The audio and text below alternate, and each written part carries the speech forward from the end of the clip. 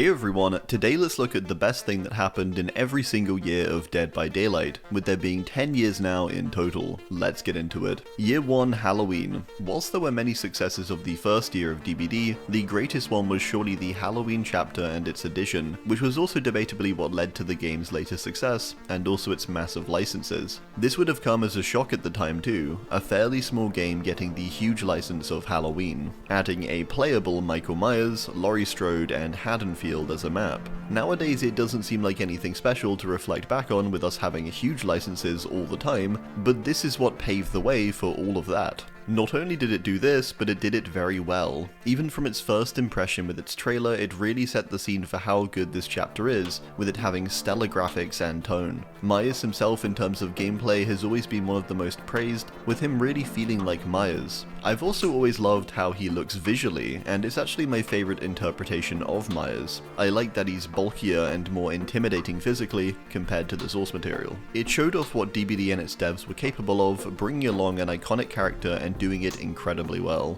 Laurie and Haddonfield are definitely less of a draw for this chapter, with Laurie being based on her comic appearance and Haddonfield just always having issues. This chapter was a huge deal for the time though, and still is to this day. Even with its removal in early 2026, this chapter was a highlight throughout its entire time in DBD, but especially upon its release in October 2016. Year 2, Events and Cosmetics. This is maybe a bit of a curveball one with the massive licenses we got during this year, with there being the additions of 3 major horror properties, the Texas Chainsaw Massacre, A Nightmare on Elm Street, and Saw. But to be honest, whilst this was important to the game, and it establishing itself early as a Hall of Fame of horror, a lot of these additions were quite problematic and rushed, and caused a lot of issues for years to come for the game, so I don't really want to pick that on that basis. One key thing I do think was very important though was the events we got this year. Year 1 of the game after all had barely any, as it was just establishing itself, and so year 2 had to make a bit more of an impact. We had the first proper anniversary for the game, a winter event, Halloween event, New Year event, and a summer event, all of these laying the groundwork for all that was to come, and adding exciting things for the time like firecrackers and earnable rewards in game. We also of course got the store itself added to the game, although this does slightly scrape into year 3, I want to include it here still. Customization both in-game and on characters was a big deal this year. Year 3, expanding out the original world. After Year 2 was packed with licenses, it felt like a nice return to form when we reached Year 3, with the only licensed content of this year being Ash from Evil Dead. Everything else was original, but in all honesty this was needed I think, as the game had not yet established much of its original world or characters previously, and it was critical in these early years to do so I think. This year was great in terms of experimentation, with the devs trying out lots of different avenues for what original characters could be added, and in many ways this was the year where the rules for what could be added were built. Behavior had just split with Starbreeze and released Kate and Clown. Following this was Spirit and Adam, Legion and Jeff, and Plague and Jane. It was hardly perfect, but I think that's great and was perfect for the time. The powers they added this year were so diverse, and entered into discovery of what was fun for the game. And a lot of these powers aren't fun to be fair, but I also think that's why it was so critical. The expansion of the original side of things, also in the way of lore, which was greatly developed and fleshed out this year. No longer did we have the tiny paragraphs of the original characters, now characters had actual substantial stories, with quite a bit to them. So this focus on original content this year was truly integral I think to the success of the game, and also just for how solid everything is in the current day. We needed this experimental original year. Year 4, a perfect year. Year 4 is hard to give specific praise for, as it was pretty much a perfect year content-wise, which is why this is my highlight. It was perfect. It started off with the addition of Ghostface, debatably the game's most loved character, and a character that blended the original with the licensed, and showed that this was a viable approach when it came to chapters, as it was done so flawlessly. Next in the year was the release of the archives and tomes, a push toward giving the game more progression, as well as having proper lore, essentially. Before this, lore very much took the backseat. Having the Rift was also great as it just meant more cheap and accessible cosmetics for people to earn, which had been requested for years. Stranger Things was then added as the biggest ever chapter at the time with a killer, a map, and 2 survivors, which was like unheard of. The chapter was a home run as well, especially with Stranger Things being at its peak of popularity around the time. People flooded to the game. Then DBD did something great, which was releasing 2 of its most well-made chapters ever content-wise, but also lore-wise and power-wise for the the Killers, Curse Legacy and Chains of Hate, two polished and incredibly well-realized chapters, and they released in the same year as Ghostface and Stranger Things. That is an undeniable generational run, which not only touched on huge licenses, but created two very well-loved original chapters, which is hard to do without people knowing about the content beforehand, like with a license. All of this in the span of just a year was insane to see, and it was easily DBD's closest to a perfect year, with its balance of license and original content, but also the quality of this content.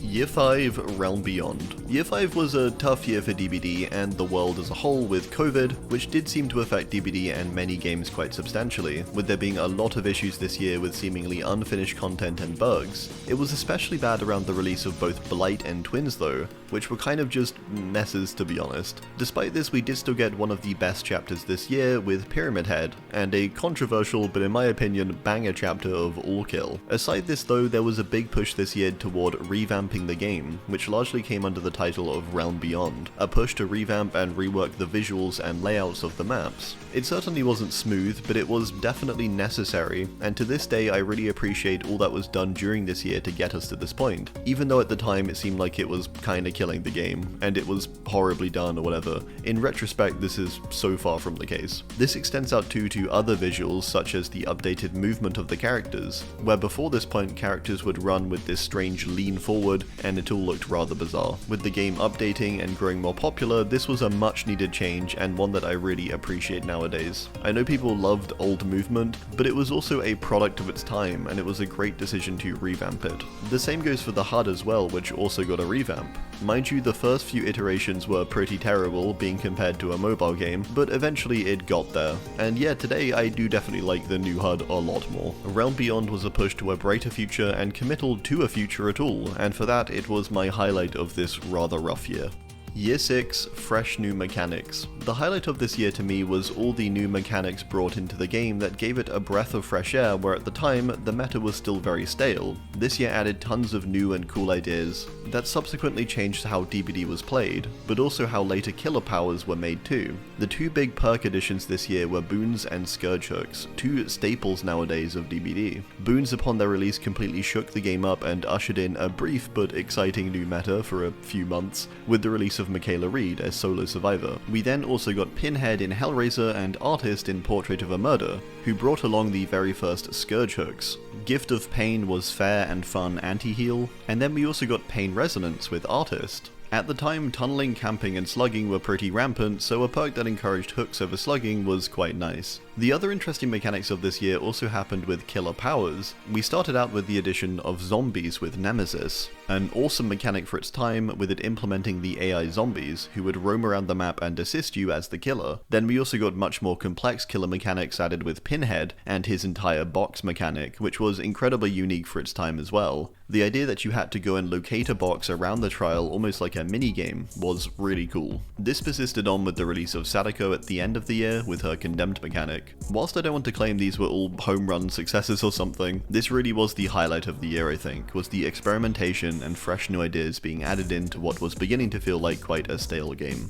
Year 7, the 6.1.0 update. Year 7 had a lot of highlights with the release of Dredge and the game's return to horror, along with Wesker and the humor he brought. There were downsides too this year with the rough releases of Night and of course Skull Merchant, who to this day is still hated. The highlight of the year however was something entirely different, and not content based at all, but instead the huge 40 perk overhaul that occurred in patch 6.1.0. That's right, 40 perks were changed all at once, shaking up the meta completely. Some of these being previously game-defining perks that had been meta fixtures for years, like Dead Hard, or Decisive Strike, or Hex Ruin and Corrupt Intervention for the killers. Along with this, survivors were given a base kit Borrowed Time ability, freeing up a perk slot that used to be otherwise instantly taken by this perk. Then for the killers there was a gen time increase up to 90 seconds. This update felt so good at the time, and it was amazing to see so many underutilized and neglected perks get a bit of love, and to even see previously completely useless perks like Monstrous Shrine get gameplay reworks, making them into Scourge Hook perks. Even on the BP front, things were smoothed out,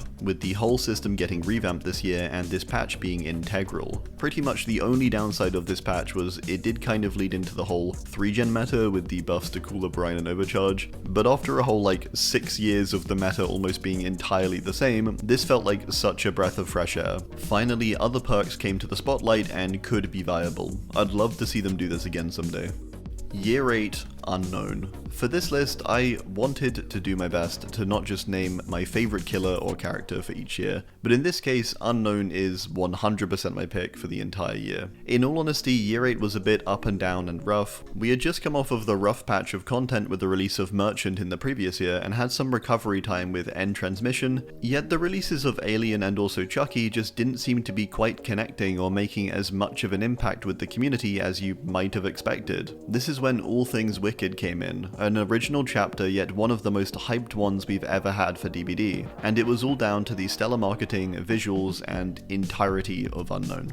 During this part of the year in early 2024, I was honestly feeling a little checked out from the game after 2023. It had just been so rough. I was genuinely considering walking away, at least at one point, but the thing that made me stay, and reignited my love for the game, and also making videos about it, was undoubtedly Unknown, and the entire All Things Wicked campaign. From the very start, where we got so many teasers, with text message exchanges to analyze, and then found footage of Unknown itself on security cameras, and attacking someone in their tent. The aura this character had and the fear around it was incredible. All of the possibilities and theories about what it is. This carried on into the game too, with Unknown just being the freakiest little guy in the world ever, having so many creepy voice lines, twisted poses, and its huge smile. Dredge may have felt like a return of horror, but Unknown did return horror to DBD. What an incredible character, and whilst I am completely trash with its power by the way, I will always love it.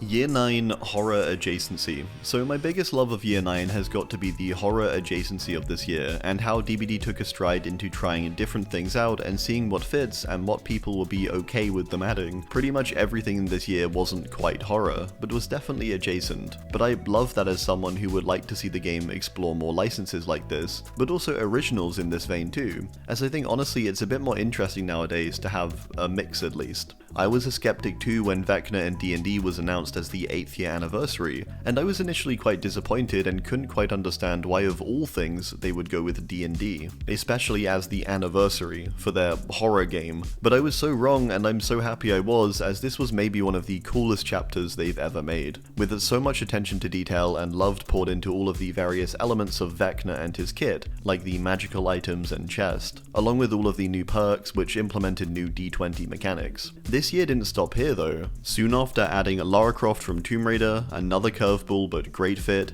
then Castlevania and Dracula, with this being the most horror thing of the year probably. Houndmaster and Tori were somewhat adjacent as well, and then Kaneki, who came from a manga, with Tokyo Ghoul also not being directly horror either. It just felt like all year it was a bit experimental and different, and the possibilities and limits were tested, but in a good way. We then ended off the year with Arella, who was debatably the most horror focused with her Greenville-centric story. What a year. Year 10, Go Big or Go Home. For its problems, Year 10 will surely be remembered as a year of scale, with it really embodying the idea of go big or go home. This year was absolutely packed with cool new content that people had been asking for years. Starting out the year we had the release of Springtrap with Five Nights at Freddy's. Whilst not perfect I think, it was the most requested chapter ever for DBD, maybe bar Jason. To finally get Springtrap in the game was huge, and it really showed in the community response with probably the biggest wave of hype we've ever seen. This was followed by the huge announcement that The Walking Dead was coming next, another chapter that had been requested for years, and honestly felt missing from the DBD roster. I guess that's another way to put it for this year. It filled in the missing pieces from the Horror Hall of Fame that DBD has made. Krasu was maybe the odd addition here, although arguably she still fits the bill, with her being incredibly gory and keeping the game tied to its horror roots. Next was the colossal announcement of the return of Stranger Things, which delivered once again with a killer and 2 survivors, with us getting Vecna, Dustin, and Eleven, and a bunch of legendary characters. It was really just a slam dunk in this way. Not only this, but even maps that had been heavily requested for years, such as the Neon City, finally got added to, in the form of the all-kill comeback chapter. Then there's Jason, who technically is year 11, but I sort of want to count this too, as he was announced alongside the year 10 announcements and anniversary. This year will go down as one of DBD's biggest. Alright, well, I do hope you enjoyed. Let me know your thoughts as always, and what your highlights would be for each year down below. Thanks for watching, and goodbye.